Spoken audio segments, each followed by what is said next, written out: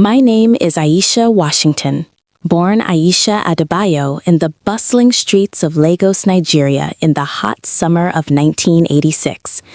My father was a respected professor of literature at the University of Lagos, and my mother was a dedicated nurse who worked night shifts at Lagos University Teaching Hospital.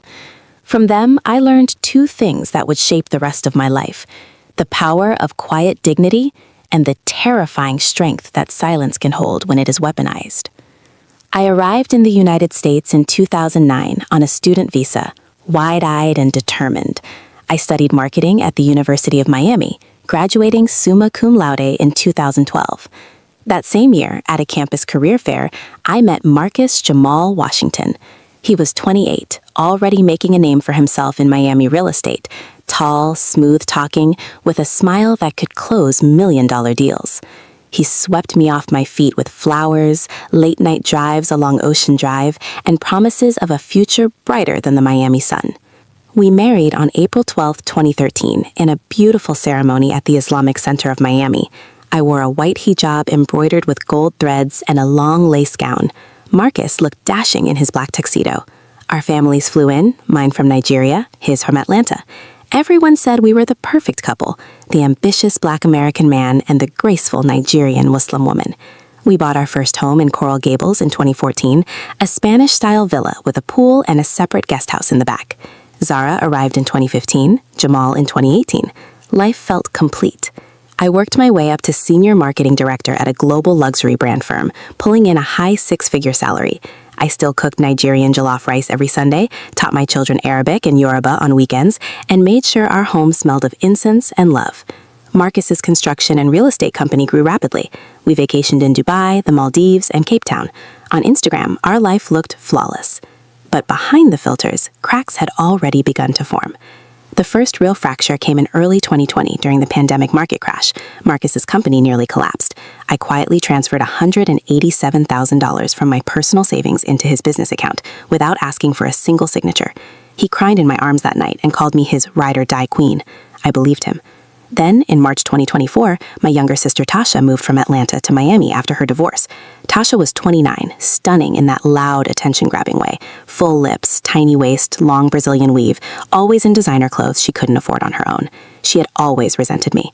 Growing up, our mother would say, "Aisha got the brains, Tasha got the body and the attitude." Tasha never let it go. Marcus, ever the generous husband, offered her a high-paying job as his executive assistant.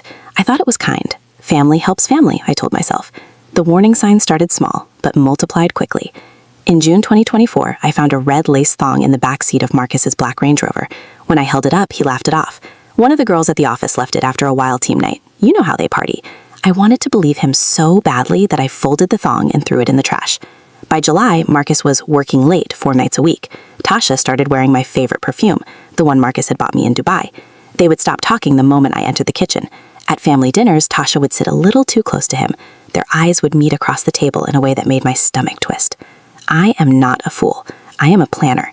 In August, I installed 2 hidden 4K cameras and motion-activated microphones in the guest house, the same guest house Marcus claimed he was renovating for future visitors. I cloned his phone using a discreet app.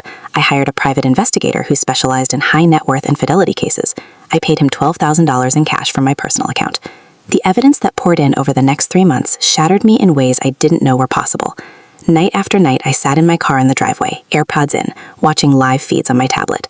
I watched my husband undress my sister on the same king-size bed I had personally chosen and paid for. I watched him kiss her neck the same way he used to kiss mine. I heard him call her my real wife while he was inside her. I heard her laugh and say, "Aisha is so blind. She thinks her hijab and prayers make her special. She's just boring in bed." They mocked my stretch marks from carrying his children. They mocked the way I prayed 5 times a day. They recorded themselves and sent the videos to each other with captions like, "Round 3 while Aisha is at Juma," or "She's probably cooking jollof while I'm getting this." Each video, each voice note, each hotel receipt from the Four Seasons and St. Regis paid for on company cards, I saved everything. 3 encrypted external hard drives, a secure cloud account that required a 28-character password and 2-factor authentication only I controlled. I even printed physical copies and stored them in a safety deposit box at my bank. I cried alone in my car for weeks. I cried until my eyes were swollen and my hijab was soaked. Then, one rainy Thursday night in September, the tears simply stopped. I made a vow to myself in the dark. I would not be the victim in my own marriage. I would not scream, I would not confront, I would not give them the satisfaction of seeing me break. Instead, I would become the storm they never saw coming. From September to November 2024, I lived a double life. On the surface, I was the perfect wife, smiling, cooking, laughing at Marcus's jokes, making love to him when he wanted, helping Zara with her math homework and Jamal with his Quran recitation. Inside, I was ice. I researched industrial adhesives for weeks. I found Max Bond Pro, a military-grade superglue used in aerospace and heavy construction. It bonds human skin in under 8 seconds and requires surgical solvents, hours of careful medical work, and sometimes skin grafts to reverse. I bought 2 full bottles from an industrial supplier in Hialeah, paying cash. I practiced on leather, glass, and small patches of my own forearm in the garage late at night. I knew exactly how fast and how strong it was. Marcus had a sacred weekly ritual that never changed. Every Thursday night after his golf game at the country club, he would come home, take a long hot shower, and demand a full-body massage with his favorite $180 Swiss muscle relief oil. He always wanted it rubbed slowly over his chest, thighs, and especially his manhood, to help with circulation before he went out to meet important clients. That was code for the guest house and my sister. On Thursday, November 24th, 2024, I decided the ritual would end forever. I spent the entire day preparing. I cooked his absolute favorite meal, Nigerian jollof rice with grilled chicken, spicy plantains, and fresh coleslaw. I set the dining table with candles and our best china. I wore the tight red dress he loved most, no hijab, my long, natural black hair cascading down my back. I even put on the diamond earrings he bought me for our 10th anniversary. When Marcus walked through the door at 7:45 p.m., he stopped in his tracks. "Damn, baby, you trying to get fucked tonight or what?" he grinned, already loosening his tie. I smiled the sweetest smile I had ever given him. "Maybe later. First, let me take care of you. You've been working so hard." He showered. I poured 2 glasses of his favorite Cabernet Sauvignon, one completely normal, the other laced with a mild sedative I had obtained through a discreet contact. He drank both quickly. I led him to our bedroom. The massage began exactly as it always did. I worked his shoulders, his back, his calves, talking softly about how proud I was of him. Then I told him to flip over onto his back. His eyes were already heavy with pleasure and the sedative. I picked up the bottle. Not the Swiss oil. The Max Bond Pro. I warmed it slightly in my hands and poured the thick, clear liquid slowly over his chest, stomach, and groin. I massaged it in with long, sensual strokes, just the way he liked. I took my time. I made sure every inch of skin that would touch my sister was thoroughly coated. "Close your eyes, baby," I whispered lovingly. "Let it really soak in deep. Feel how warm it is?" He moaned in pure pleasure. "Aisha, you're the best wife a man could ever have." I kept massaging for 12 full minutes, watching the glue activate on his skin, becoming tacky, then rock hard. When I was certain it was fully set, I kissed his forehead gently. "I'm going to get more oil," I said softly. "Be right back." I left the bedroom, closed the door, and locked it from the outside with the new smart lock I had installed 2 weeks earlier. I took both of his phones, my own phone, and the car keys. I got into my white Mercedes and drove to the Starbucks on Miracle Mile, where Tasha was waiting, scrolling on her phone. I walked up to her table with a calm smile. "Marcus sent me," I said. "He has a big surprise for you in the guest house. He wants you right now. He's already waiting," and said to hurry. Her eyes lit up with excitement and lust. She didn't question anything. She grabbed her purse and followed me to the car, wearing a short black dress and heels, clearly ready for a night of sin. I drove her home in silence. When we pulled into the driveway, I told her, "He's already inside. Go straight in. He left the door unlocked for you. He's very eager tonight." Tasha practically ran across the lawn and disappeared into the guest house. I used the smart lock app to lock the door behind her. I disabled the entire guest house Wi-Fi router with one tap. Then I walked back to my car, parked across the street under the shade of a large oak tree, poured myself a glass of chilled champagne, turned on soft classical music, and waited. The first sounds of pleasure drifted through the night air at 11:38 p.m. Moans, laughter, the unmistakable rhythm of bodies colliding. At 11:52 p.m., the tone changed completely. "What the fuck? Tasha, stop moving. It's stuck." "Oh my God, Marcus, I can't pull away. It hurts. It's burning." Panic exploded. They screamed, they cursed, they cried. They tried desperately to separate and only succeeded in tearing their own skin. The glue had bonded perfectly, chest to chest, stomach to stomach, and in the most humiliating way possible, their most intimate parts fused together. I sat in my car recording everything on a GoPro and my iPhone.